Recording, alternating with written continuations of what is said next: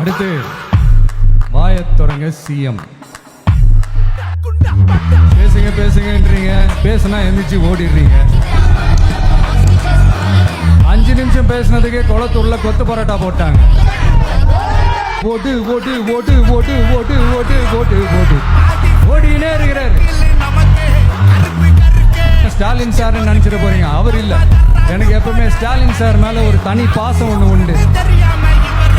அவர் கிடையாது, இவர் வேற. சிங்கப்பூருக்கு செக்கப்புக்கு போனார்ல அவரு. அந்த தில்லு இருக்கா, திராணி இருக்கா, ஒரு கிடையாது. மாண்புமிகு பேரவைத் தலைவர் அவர்களே, எல்லா டோரையும் இழுத்து லாக் பண்ணுங்க. இன்னமும் நீங்க தான் ஆட்சியில் இருக்கிற மாதிரி விஜய் கரூருக்குலாம் போக கூடாது, விஜய் இங்க போக கூடாது, அது செய்யக்கூடாது, இது செய்யக்கூடாதுன்னு எனக்கு புரியலையே. முதலமைச்சரா உட்கார வச்சிருக்கிறாங்க.